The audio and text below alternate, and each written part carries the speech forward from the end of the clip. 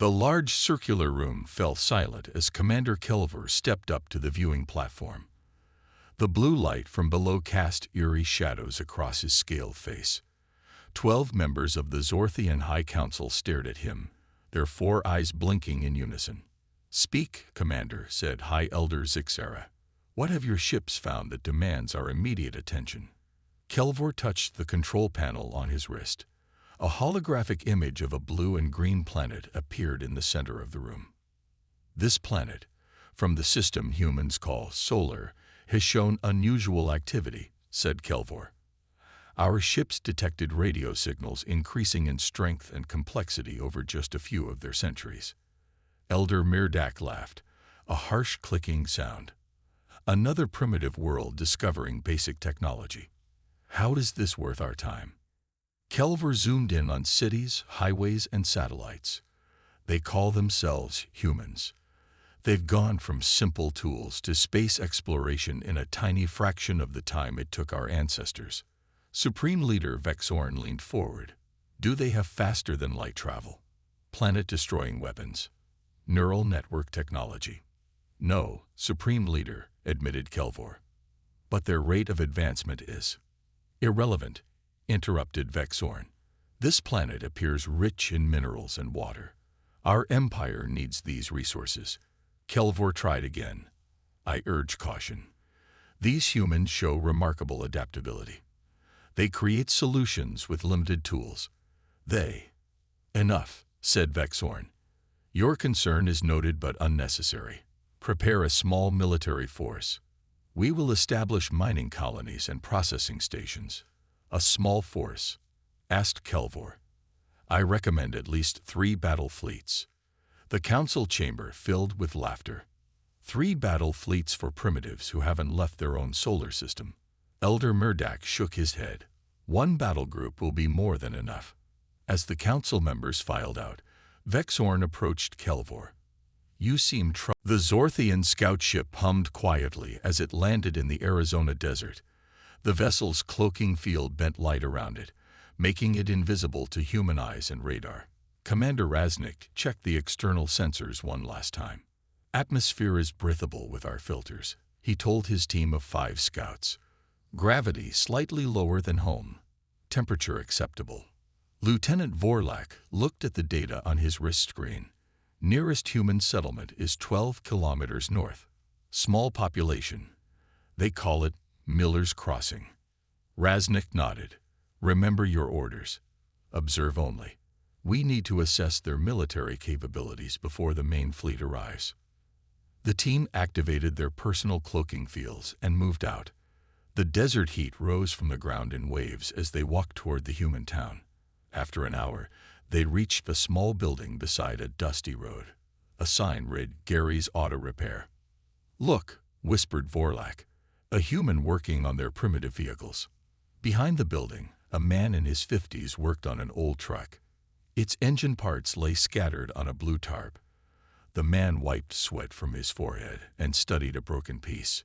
"That's their ground transportation?" asked Felzer, the youngest scout. "It's so simple." They watched as the man, Gary Collins according to the name stitched on his shirt, examined a cracked metal part. He seemed frustrated, then walked to a pile of scrap metal. After searching, he found something and brought it back to his workbench. Using basic tools, Gary cut and shaped the scrap metal. He heated it with a torch, bent it, then cooled it in water. After an hour of work, he had created a replacement part. "Interesting," murmured Raznik. "He made a new component from random materials." "But it's so primitive," said Vorlak. "Their technology is centuries behind ours." Gary installed the part and turned a key. The truck engine roared to life. He smiled and patted the vehicle's hood. The scouts moved on toward the main part of town. They passed small houses, a school, and stopped near a place called Miller's Garage. Inside, a young woman worked with equipment more advanced than Gary's. "This must be one of their technology centers," said Raznik. The woman, Lisa Warren according to her name tag, used a diagnostic computer connected to a car's systems. Suddenly, She frowned and tapped the screen. She adjusted some settings and looked around the room, confused. Something's wrong, she said to herself. These readings don't make sense. She picked up another device and slowly swept it around the room. As she pointed it toward the scouts, it began beeping faster. There's definitely something here, she muttered. Some kind of energy field. She can detect our cloaking technology, Raznik said quietly. That shouldn't be possible with their level of technology. Lisa grabbed her phone and took pictures of the area where the scouts stood. Though they remained invisible, the camera caught a slight distortion in the air. Retreat, ordered Raznik. Back to the ship. The scouts moved quickly, careful not to bump into anything. Once safe inside their vessel, Raznik prepared his report to the fleet. Assessment of human military capacity, minimal threat. Their weapons and vehicles are primitive. However, he paused, thinking about Gary's ingenuity and Lisa's detection equipment. After a moment, he continued. However, they show some adaptability with limited resources. A small concern, but not significant enough to change our invasion plans. As the scout ship lifted off, Lisa Warren stared at the strange photos on her phone. She couldn't explain what she had detected, but she knew something unusual had happened. She decided to send the readings to her friend at the university. Maybe someone there could explain the strange energy field she had discovered. The Zorthian ship accelerated into space, its mission complete. In 6 months, the invasion fleet would arrive, and Earth would become another conquered world in their vast empire. Or so they thought. 6 months passed. The sky over New York City turned red as massive ships broke through the clouds. Similar scenes played out across the globe. The Zorthian invasion had begun. People ran through the streets in panic. Cars crashed. Phones didn't work. The power grid failed minutes after the ships appeared. In the Oval Office, President Diane Crawford watched the live feeds from around the country. Her face was pale, but her voice stayed steady as she spoke to her advisors. "What are we looking at?" she asked. General Harris pointed to a map showing red dots appearing all over the globe. Alien ships have landed in 23 countries so far. More are coming down every minute. Our military response. We've launched jets and missiles, ma'am. But, he hesitated. They don't seem to have any effect. The jets are being shot down. Missiles explode before reaching their targets. The president straightened her jacket. I need to address the nation. People need to hear from their government right now. As cameras set up, reports came in from across the world. London, Tokyo, Moscow. The pattern was the same everywhere. Alien ships landed. They established bases with impossible speed. Human military forces were brushed aside like toys. President Crawford looked directly into the camera. My fellow Americans, today, our world faces its greatest challenge. I can confirm that Earth is under attack by forces from beyond our planet. I urge everyone to remain calm and follow emergency instructions. Our military forces are engaging the threat. This is humanity's darkest hour, but we will face it together. High above Earth, astronaut Kevin Porter watched in horror from the International Space Station. Through the viewport, he could see the massive alien motherships in orbit.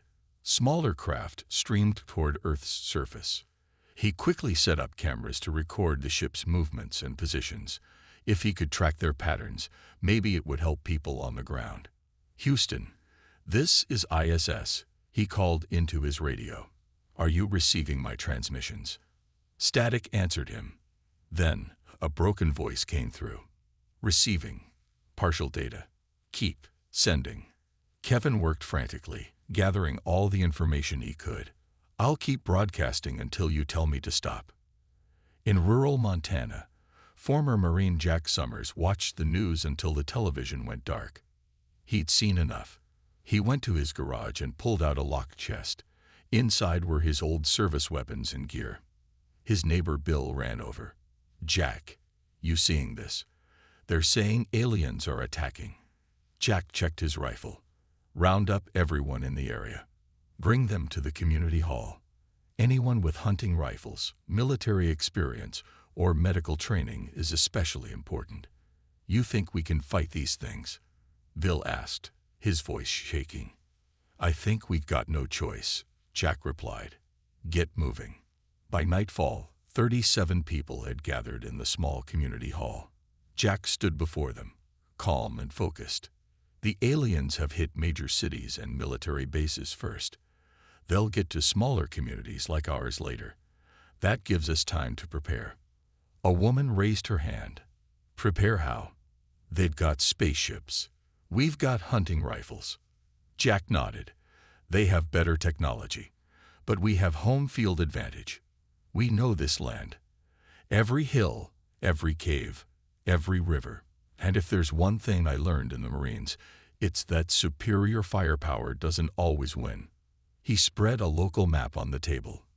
First, we need to establish lookout points, then set up supply caches. We'll need to train everyone in basic combat tactics. As Jack organized his neighbors into a fighting force, a Zorthian commander reported to Supreme Leader Vexorn. Earth's major military bases have been neutralized. Their governments are in chaos. Our mining operations can begin within days. Vexorn seemed pleased. Any significant resistance? The commander laughed. Nothing worth mentioning. Their weapons are primitive. A few scattered groups are fighting back with simple projectile weapons. It's almost amusing. Very good, said Vexorn. Proceed as planned. The commander bowed and left, unaware that thousands of small resistance groups were already forming across the planet. The real fight for Earth was just beginning. 3 months after the invasion began, the world had changed. Cities lay in ruins. Billions lived under alien control. But not everyone accepted defeat. In an abandoned subway tunnel beneath Chicago, Professor Henry Daniels hunched over a workbench. Parts of an alien weapon lay spread before him. Lisa Warren, the mechanic who had once detected the alien scouts, stood beside him. Try it now, said Henry, stepping back. Lisa connected 2 wires. The alien device hummed to life. Glowing with blue energy, she smiled for the first time in weeks. It works. We can power their technology with our generators. Henry nodded. Now we need to understand how it functions. If we can reverse engineer their weapons, we might stand a chance. In another part of the tunnel, Steve Baker typed furiously on a laptop. The former software developer had been listening to alien communications for weeks, recording patterns. I think I found something, he called out. Their signals follow a mathematical sequence. If I'm right, we can predict when and where they'll communicate next. Lisa joined him, looking over his shoulder. Can we intercept their messages? Not yet, Steve replied. But I can tell when they're talking and maybe what about. Look at these spikes in activity. They happen every time they launch a new attack. Across the country, hundreds of similar groups work to understand the invaders. They shared information through old radio equipment and hand-carried messages.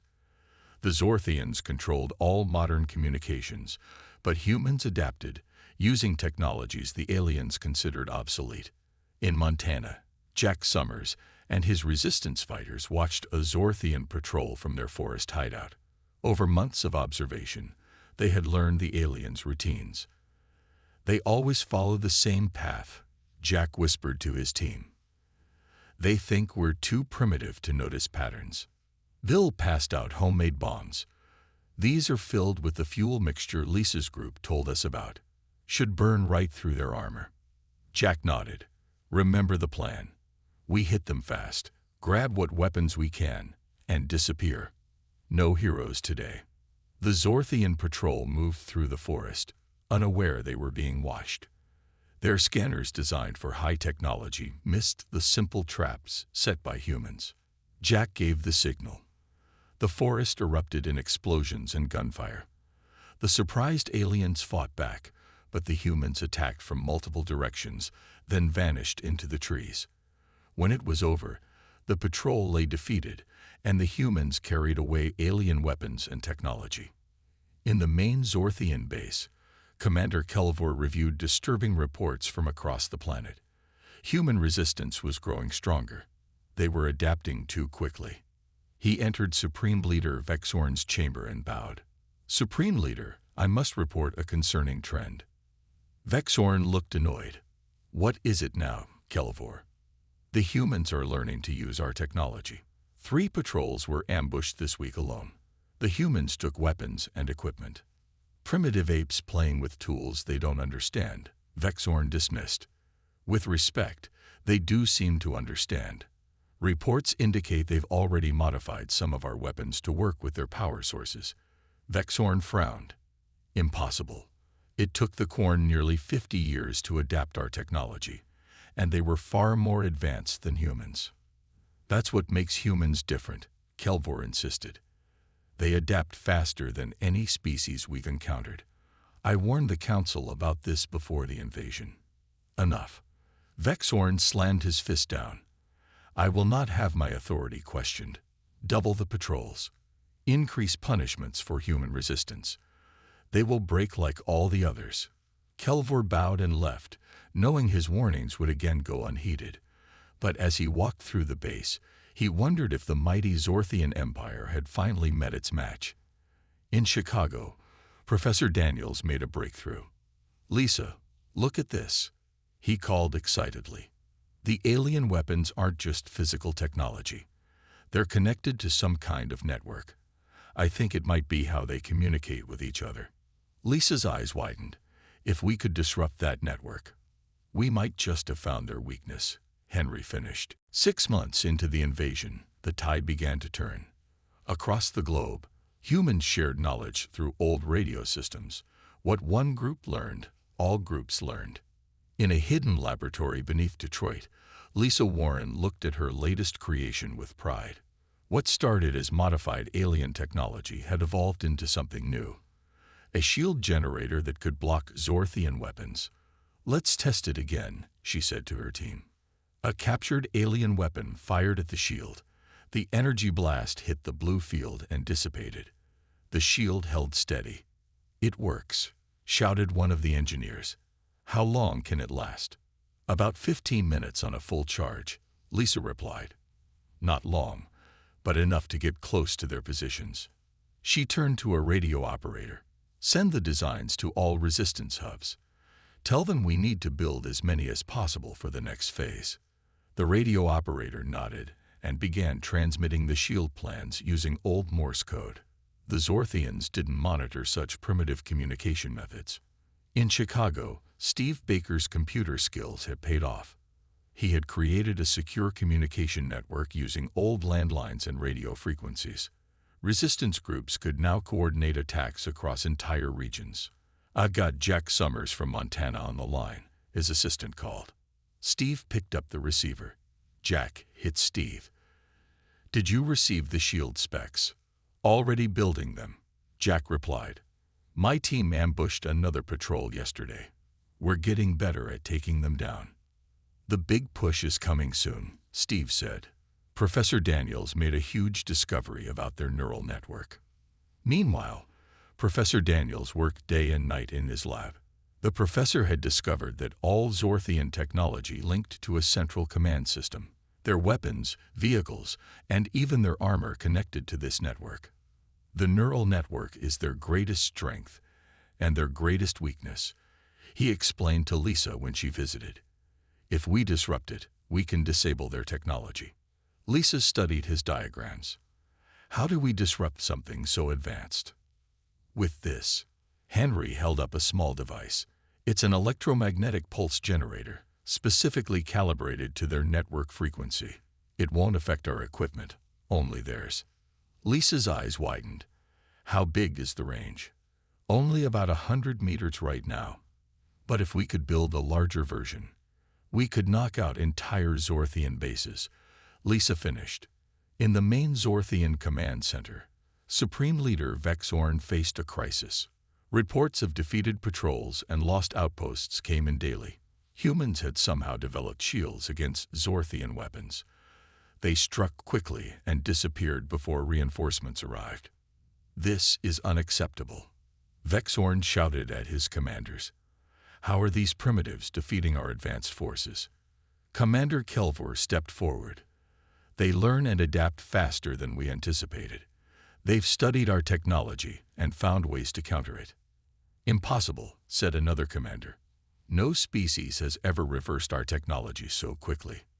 These humans are different, Kelvor insisted. They share knowledge across their planet. When one group learns something, all groups learn it. Vexorn paced the room. We need reinforcements. Send a message to the homeworld. Request 3 more battle fleets. Kelvor bowed but looked troubled. The message will take 2 months to reach home, and reinforcements would take 6 more months to arrive. Are you saying we might lose this planet before help arrives? Vexorn asked, his voice dangerous. I'm saying we severely underestimated these humans. 1 year after the invasion began, Operation Turning Point launched. The morning started like any other for the Zorthian forces occupying Earth. Then everything changed. In Nevada, Jack Summers led 200 fighters toward a major Zorthian base. Each person carried a shield generator and at least one of Lisa's EMP devices. They moved silently through the desert before dawn. Remember, Jack told his team, activate shields only when they spot us. The EMPs go off as soon as we're inside their perimeter. Similar scenes played out across the world. In Europe, Asia, Africa, and South America, coordinated human forces advanced on alien strongholds. The global attack had begun. The Zorthian base in Nevada detected the approaching humans when they were 500 meters away. Alarm sirens wailed. Alien soldiers rushed to defensive positions. Energy weapons powered up. Now, Jack shouted. 200 shield generators activated at once, creating a wall of blue energy. The alien weapons fired, but their energy blasts dissipated against the shields. The humans charged forward. When they reached the base perimeter, they threw their EMP devices. The small black discs landed among the alien defenders and activated with a pulse of white light. The effect was immediate. Alien weapons went dead. Their communication devices failed. Even their armor systems shut down. Suddenly, the mighty Zorthian warriors were nearly helpless. Human fighters swarmed into the base, using captured alien weapons and conventional guns. The battle was fierce but quick. Within an hour, the Nevada base belonged to humanity. Dr. Frank Murphy, Maya Allen's former supervisor, now worked with military intelligence. He monitored communications from resistance groups worldwide. Reports coming in, he announced to President Crawford. London base captured. Tokyo base under human control. Sydney forces reporting victory. The president could hardly believe it. And our casualties? Minimal, Murphy replied. The shields and EMPs worked better than expected. The aliens never anticipated this level of coordination. In the main Zorthian command center, chaos reigned. Reports of defeats poured in from around the planet. How is this possible? Supreme Leader Vexorn demanded. How did they attack every major base simultaneously? Commander Kelvor studied the tactical display. They've hacked into our neural network. They're using our own communication systems against us. Impossible. Their technology is too primitive. Not anymore, Kelvor said grimly. They've been learning, adapting. I warned. Do not say you warned me. Vexorn shouted. Order all remaining forces to fall back to primary strongholds. We must consolidate our position until reinforcements arrive. As emergency orders went out, Kelvor intercepted a human transmission. He played it for Vexorn. This is Dr. Frank Murphy to all resistance units. We've intercepted and decoded the alien distress signal. They've called for reinforcements, but help won't arrive for at least 8 months. We have that long to secure our planet. Vexorn's 4 eyes widened in shock. They decoded our secure transmissions. Kelvor nodded solemnly. They've been studying us while we dismissed them as primitives. This may be the greatest mistake in the history of our empire. In Chicago, Lisa Warren and Professor Daniels watched the victory reports come in. They had been working nonstop for weeks to produce enough shield generators and EMP devices for the global offensive. It worked, Lisa said, tears in her eyes. We're actually winning. Henry nodded. This is just the beginning. The aliens still have their main base in the Sahara and their orbital platforms. We need to keep improving our technology. I've been working on something new, Lisa said. If we can boost the power of your EMP device, we might be able to take down their entire neural network at once. Henry looked at her designs. This would require enormous power, and we'd need to get it inside their main command center. One problem at a time, Lisa replied. First, let's celebrate today's victories. Across Earth, humans celebrated as news spread of successful attacks. For the first time since the invasion, people dared to hope. The aliens were not invincible after all. Humanity had found their weakness and exploited it brilliantly. The war was far from over, but the tide had turned.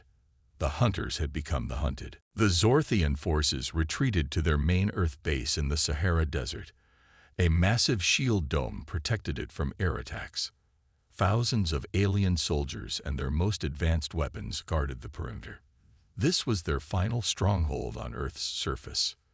In Washington, D.C., President Crawford met with military leaders and key resistance figures.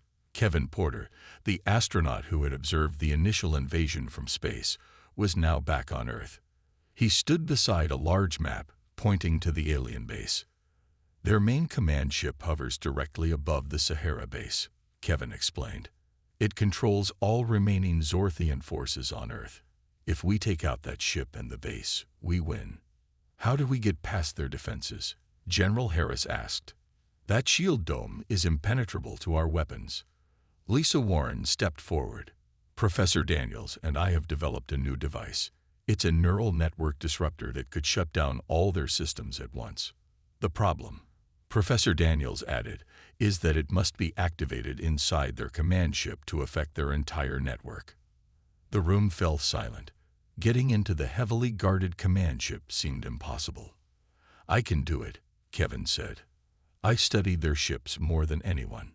With a small team, we might be able to infiltrate the command ship using captured alien shuttles. President Crawford looked around the room.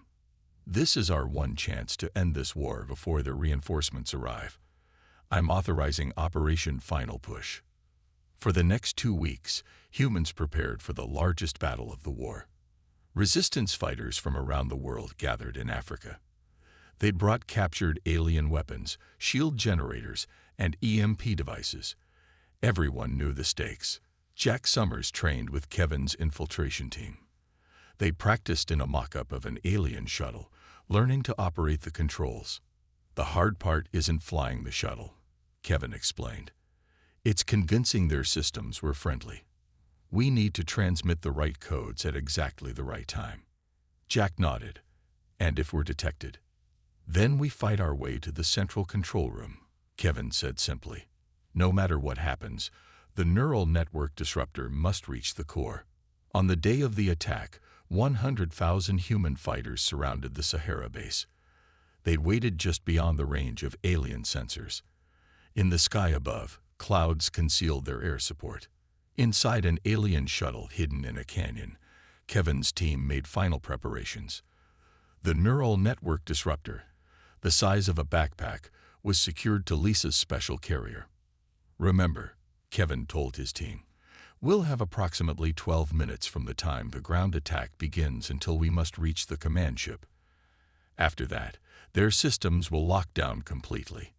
Jack checked his weapons one last time. We won't let you down. President Crawford gave the order. Begin Operation Final Push. The ground forces charged forward, activating their shields. The air forces emerged from the clouds. The final battle for Earth had begun. The Zorthians responded with everything they had. Energy weapons lit up the desert. Fighter craft engaged in dogfights overhead. The shield dome around the base glowed as it absorbed attack after attack. In the confusion, Kevin's team launched their stolen shuttle. They transmitted the security codes they had intercepted. The command ship's computers accepted the codes, allowing them to dock in a lower bay. "We're in," Kevin whispered as they exited the shuttle. "Move quickly but carefully." The team advanced through the ship, avoiding alien patrols when possible, using their shields and weapons when necessary. They reached the main corridor leading to the central control room. "It's too heavily guarded," Jack said, peering around a corner. "We need a distraction." Kevin checked the ship schematics they had studied. "There's another way. Through the maintenance shafts. It's longer, but less guarded."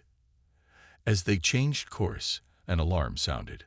Their presence had been detected. "Run," Kevin ordered. "Get to the control room at all costs." They raced through narrow corridors, alien soldiers in pursuit. Jack took a hit to his leg, but kept moving. Two team members fell defending their retreat. They reached a sealed door, the entrance to the central control room. "Plant the charges," Jack shouted as he fired at approaching soldiers. The explosives blew the door open. Kevin and Lisa rushed inside with the disruptor. Supreme Leader Vexorn himself stood there, surrounded by commanders. "Now," Kevin yelled. Lisa activated the device just as Jack took a fatal hit while covering their position. A blinding flash of light filled the command room as the neural network disruptor activated. Supreme Leader Vexorn screamed in pain. All around him, Zorthian technology failed. Screens went dark. Weapons powered down.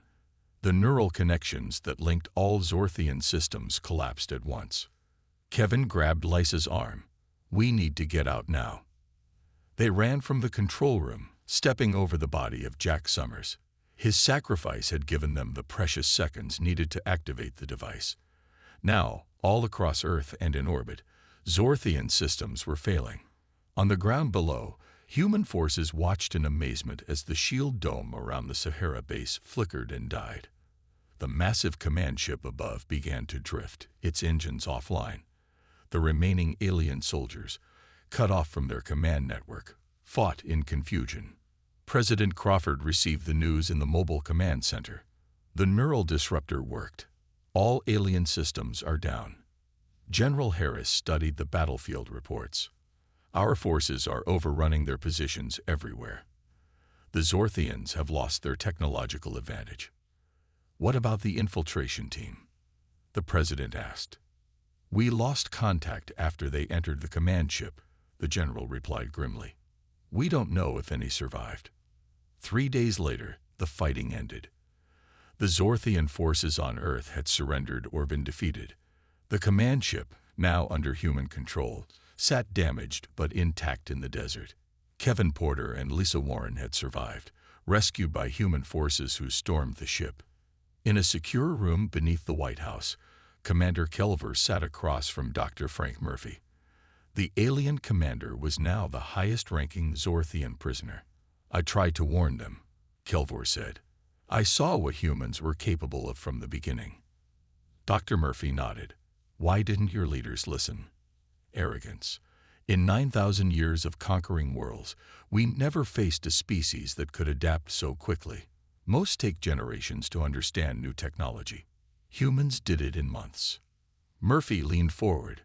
"Will your empire send more ships?" Kelvor laughed bitterly. "They won't need to. Before your neural disruptor activated, we sent a final message to all Zorthian forces across the galaxy. Stay away from Earth.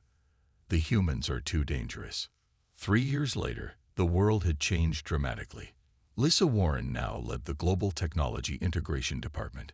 Alien technology had been carefully studied and combined with human innovation to create new advances in medicine, energy, and space travel. In a ceremony marking the 3rd anniversary of the victory, President Crawford unveiled humanity's first interstellar ship, built using modified Zorthian technology. The ship was named Jack Summers in honor of the fallen hero. Kevin Porter, now Admiral of Earth's new space fleet, stood beside the president on the stage. "Today we step beyond our world, not as conquerors, but as explorers. We carry with us the lessons of the invasion, respect for other civilizations and caution in our dealings with them." That evening, Lisa Warren visited Professor Daniels in his new laboratory. The professor showed her a holographic display of intercepted alien communications from distant star systems. "Look at this," he said excitedly. "Every advanced civilization within 100 light-years is talking about the same thing. Earth." Lisa read the translated messages. Species across the galaxy were discussing the fall of the mighty Zorthian Empire at the hands of a previously unknown race called humans. "They're afraid of us," Lisa said softly. "With good reason," the professor replied. "We took their most advanced technology and improved it in just 3 years. No other species has done that." In the secure facility where Kelvor was still held, the alien commander watched Earth news on a small screen. He saw the unveiling of the interstellar ship and nodded to himself. "We thought we were the greatest power in the galaxy," he said to his human guard. "We were wrong. Your world remains intact while ours lies in ruins. The greatest mistake in Zorthian history was underestimating humanity." As the first human starship prepared to leave orbit, carrying ambassadors and scientists, the stars no longer seemed distant. They were humanity's new frontier. And across the galaxy, advanced civilizations watched with newfound respect and fear.